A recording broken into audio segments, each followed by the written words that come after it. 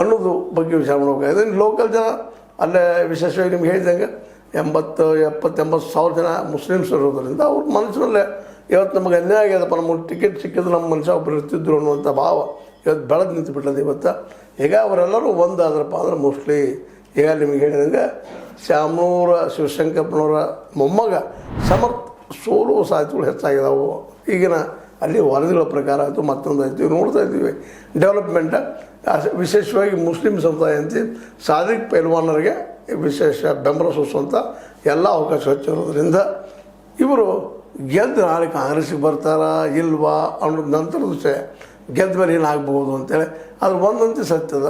ಗೆದ್ದ ಮೇಲೆ ಏನೋ ಬೈ ಚಾನ್ಸ್ ಅವ್ರು ಕಾಂಗ್ರೆಸ್ ಬರ್ತಾರ ಬೇರೆ ವಿಷಯ. ಅದು ಸಾದಿಕ್ ಪೈಲ್ವಾನ್ ಗೆಲ್ತಾರೆ ಅನ್ನೋ ಸಹಿತ ಅಷ್ಟೇ ಕಷ್ಟ ಅದು ಹೇಳೋದು. ಯಾಕಂದರೆ ಓಟು ಹೊಡೆದ ಅಲ್ಲೇ BJP ಕ್ಯಾಂಡಿಡೇಟ್ಸ್ ಬಂದರೆ ಒಂದು ಯಡಿಯೂರಪ್ಪನವ್ರಿಗೆ ಏನು ಲಾಭ ಆಗ್ತದಪ್ಪ ಅಂದರೆ ಕಡೆ ಕೇಳೋದಲ್ಲ, ಈ ಒಂದು ವಿರೋಧಿಗಳ ಟಿಕೆಟ್ ಕೊಟ್ಟರು ಸಹಿತ ಅವ್ರನ್ನ ಹೊಂದಾಣಿಕೆ ಮಾಡಿಕೊಂಡು ಯಡಿಯೂರಪ್ಪನವರು ಒಂದು ಅಧಿಕಾರ ತಂದು ಕೊಟ್ಟರು BJPಗೆ ಅನ್ನುವಂಥದ್ದು. ಮತ್ತು ಹೊಂದಾಣಿಕೆ ರಾಜಕಾರಣ ಅಲ್ಲಿಲ್ಲ, ಅವ್ರು ಹೋರಾಟಗಾರರು ಅನ್ನುವಂಥದ್ದು ಮಾತ್ರ ಪ್ರೋತ್ಸಾಹ ಸಿಕ್ಕ ಹೊಸ ಒಂದು ಸಂಘಟನೆ BJPಯಲ್ಲಿ ಆಗಲಿಕ್ಕೆ ಸಾಧ್ಯ ಆಗ್ಬೋದು ಅನ್ನುವಂಥ ಮಾತುಗಳಿದ್ದಾವೆ. ಏನೋ ಇರಲಿ ಇನ್ನೂ ಇದು ಚರ್ಚಾ ವಿಷಯದಲ್ಲಿ ನಡೆಯುವಂಥದ್ದು. ಇನ್ನು ಜನಮನದಲ್ಲಿ ಏನದ ಅನ್ನೋದನ್ನು ಗಮನಿಸಿದಾಗ ಸಹಜ ಅನ್ನಿಸ್ತದೆ. ಮ್ಯಾಕ್ಸಿಮಮ್ ಮುಸ್ಲಿಮ್ಸ್ ಇದ್ದಾರೆ, ಅವರಲ್ಲಿ ಸ್ವಲ್ಪ ಒಗ್ಗಟ್ಟು ಹೆಚ್ಚಿರ್ತದೆ ಉಳಿದವ್ರಿಗಿಂತಲೂ.